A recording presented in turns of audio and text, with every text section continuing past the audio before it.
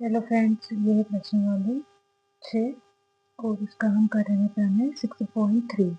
देखिए, यदि किसी दो त्रिभुज में संगत कोण बराबर हो तो उसकी संगत भुजाएं एक ही अनुपात में यानी कि समानुपाती होती है और इसलिए ये त्रिभुज समरूप होते हैं। देखिए, ये दो चित्र बने हुए हैं हमारे पास। सबसे पहले हम क्या लिखेंगे इसमें प्रमेय में, ये हमारी प्रमेय 6.3 है, इसमें दिया है। सबसे पहला पॉइंट क्या आएगा, दिया है। अब हमें इस से क्या पता चल रहा है, हमें जो जो दिया है, देखिए इसमें दिया है त्रिभुज हमें ए बी सी, ठीक है, त्रिभुज ए बी सी व कौन सा त्रिभुज डी ई एफ, त्रिभुज डी ई एफ, ठीक है, ये हमको दिया है।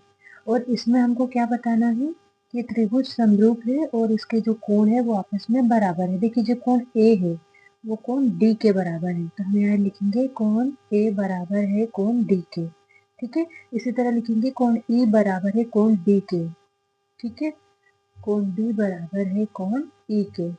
और इसी तरह एक और क्या लिखेंगे, कोण एफ बराबर है कोण सी के, ठीक है, कोण एफ बराबर है कोण सी के, ठीक है, इतना कर लिया। उसके बाद हमको क्या सिद्ध करना है वो लिखते हैं, ठीक है। देखिए दूसरा पॉइंट हमारा आता है सिद्ध करना। उसके अंदर क्या आएगा, देखिए जो ए बी भुजा है, यहाँ पे देखिए जो ए बी भुजा है, इसी तरह यहाँ पे ये वाले कोण में कौन इसकी भुजा क्या है, ये इसके बटे में चली जाएगी, क्या है, डी से बी, डी से ई, सॉरी, ठीक है। अब हमारे पास कौन सी भुजा आएगी जो इसके बराबर होगी, कोण ए से सी किसके बराबर होगी, ये ए बी के बराबर, और डी ई के बराबर क्या होगी, डी से एफ, ठीक है। आगे देखते सेम ऐसा कैसा ही क्या आ जाएगा, बी सी, और उसके नीचे क्या आ जाएगा, ई एफ, ठीक है, ये हमको सिद्ध करना है। आगे बढ़ते हैं। अब देखिए तीसरा पॉइंट इसके प्रमेय में क्या आता है, रचना। अब रचना के अंदर देखिए क्या लिखेंगे, ए बी बराबर है किसके, डीपी के।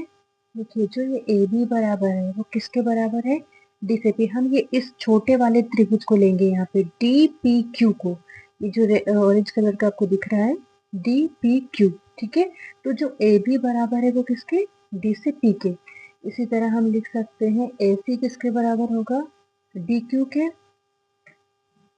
तथा हमने क्या किया है, पी व क्यू को मिलाया है, ठीक है, इतना ही लिखना है रचना के अंदर। अब हमारा चौथा पॉइंट क्या आ जाएगा, उत्पत्ति, ठीक है। देखिए फोर्थ पॉइंट में आएगा उत्पत्ति।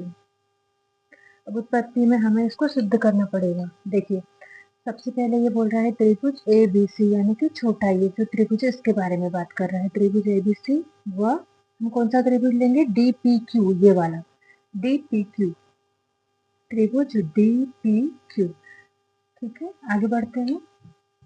देखिए जो ए बी है वो किसके बराबर हो गया है, डीपी के। ये हम कहाँ से लिख रहे हैं, ये हमें दिया है, ठीक है, नहीं दिया नहीं है, ये हम रचना से लिखेंगे। देखिए ए बी बराबर डीपी, तो यहाँ ब्रैकेट में क्या आ जाएगा, रचना से, ठीक है। अब देखिए आगे क्या दे रखा है, जो कोण ए बराबर है किसके, कोण डी के। ये कहाँ से मिला हमें, ये हमें दिया है से मिला है, तो यहाँ ब्रैकेट में लिख देंगे दिया है, दिया है से, ठीक है। अब नंबर 3 पे क्या आ जाएगा, देखिए जो AC है वो भी बराबर है किसके, DQ के, जो आपको चित्र में दिख रहा है, ठीक है। वो भी हम कहाँ से लिखेंगे, रचना से, ठीक है। आगे बढ़ते हैं।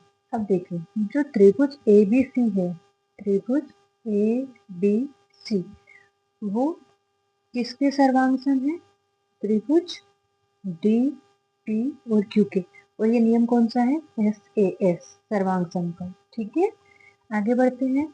अतः हम क्या लिख सकते हैं यहाँ पे, अतः जो कोण B है वो किसके बराबर है, कोण P के।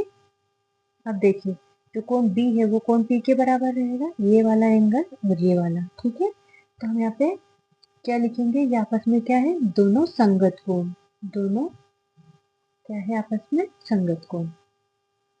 और इसका नियम कौन सा है, ये CP50 से, ठीक है। अब आगे बढ़ते हैं। अब देखिए कोण P बराबर है B के, तो ये कोण बराबर P बराबर होगा किसके, E के भी। देखिए ये कोण इसके बराबर है संगत कोण, तो ये कोण इसके बराबर होगा। ठीक है, अब देखिए तो यहाँ पे क्या लिखेंगे, संगत कोण, संगत कोण बराबर। ठीक है, अब देखिए हम क्या लिख सकते हैं, E और F आपस में क्या है, समांतर। किसके, P और Q के। देखिए इस चित्र में जो E से F है और P से Q एक दूसरे के ऊपर क्या है, समांतर। ठीक है, ये समांतर है, हमने लिख दिया। आगे बढ़ते हैं तो हम इससे क्या मिल जाएगा, डी पी भुजा डी ई किसके बराबर हो जाएगी, डी क्यू के, और उसके बटे में क्या आ जाएगा, डी एफ।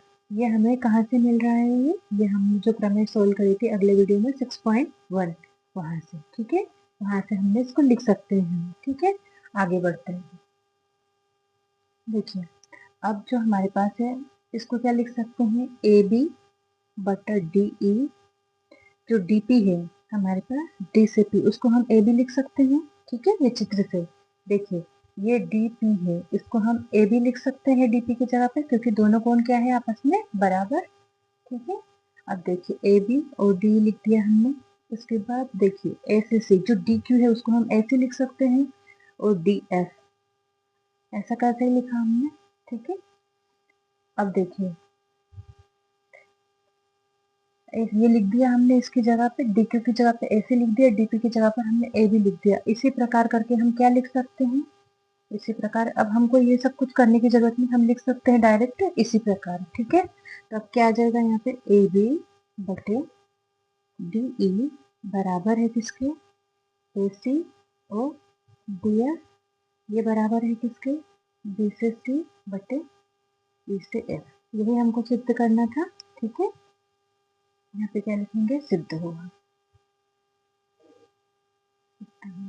ठीक है, वीडियो आपको अच्छा लगे तो लाइक कीजिए, सब्सक्राइब कीजिए, अपने दोस्तों के साथ शेयर कीजिए। Thank you so much.